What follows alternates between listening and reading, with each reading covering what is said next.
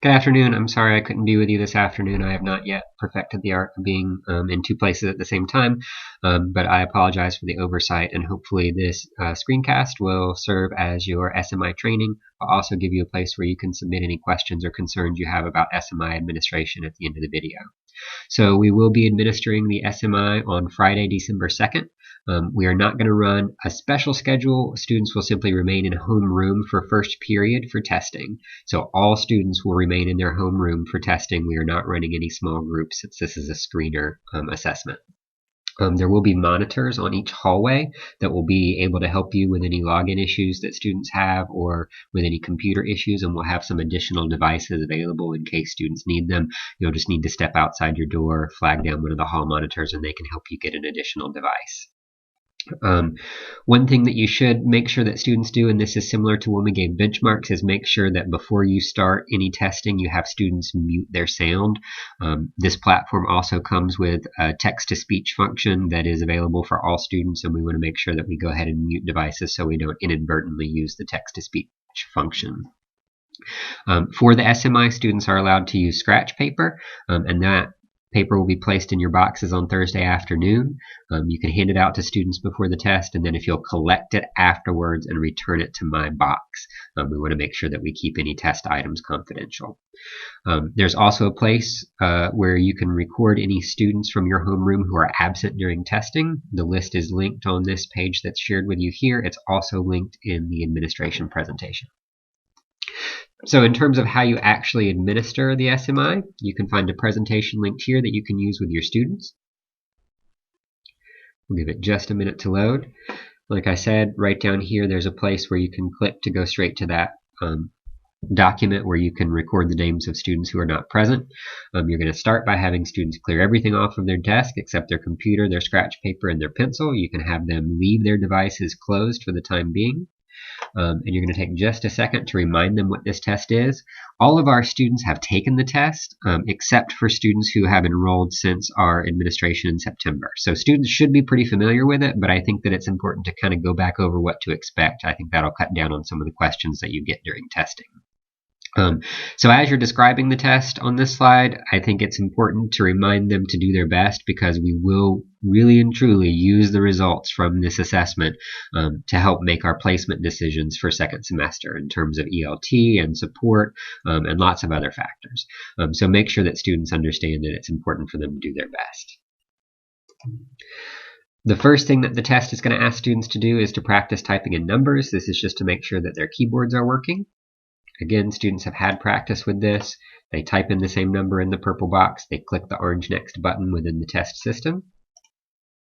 After that, there's a short math facts section. I believe 6th and 7th grade start with addition, but 8th grade starts with multiplication. And they are to answer the math facts as quickly as they can and then click the next button.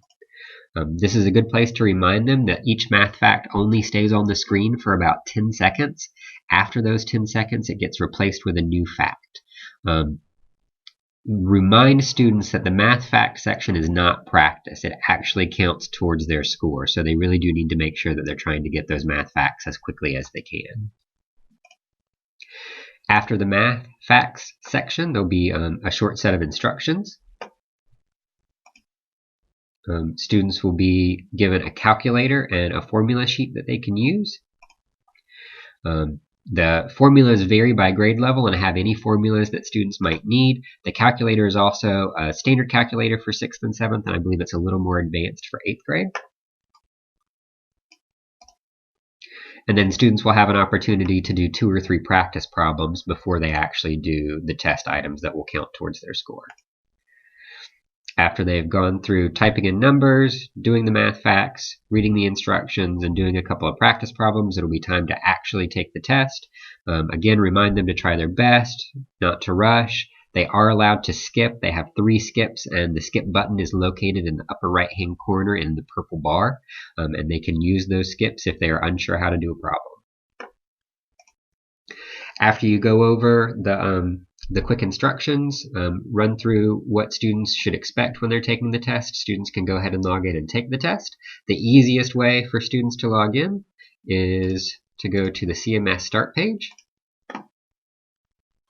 And if you're not familiar with that, that's start.clark.k12.ga.us/CMS. The Houghton Mifflin Harcourt link is this HMH with the triangle, the cone, and the circle. You click that link, that'll bring them to the SAM server, and they're going to come here to the purple Math Inventory button. Students will log in using Clark and then their student number. So they're going to type in Clark followed by whatever their student number is, and then their password is just their student number. And they'll click Go On, and they'll be ready to take the test. After students have taken the test, please make sure that you continue to monitor as students are working. You do not need to take the practice test. Sorry about that. So students will log in and take the test. You should continue to monitor as they're taking the test. And then as we get to the end of the ELT period, start to monitor and see who's not finished. It will save student progress. So students, if there's a technical issue, if they accidentally log out, if their computer goes blank, if they don't finish, they can stop the test. And when they log back in, it will pick up right where they left off. So if students don't finish, you can go back to that same document where we recorded absent students, and then down here where it says present but not finished, you're going to record the students who didn't finish taking the test. Depending on how many students we have not present and who are unable to finish, we will come up with a makeup plan that we will put into place for next week so we can make sure we get an SMI score for every student. There's a sign-off form where you're going to sign off that you have viewed this training, and there's also going to be a place in that form for you to ask any questions or tell me about any concerns that you have, and I'll respond to those concerns and those questions either to each grade level if it's a grade level specific question, or to individuals if it's an individual question. If there's anything I can do to help you with the SMI administration on Friday morning, please let me know, and have a great day.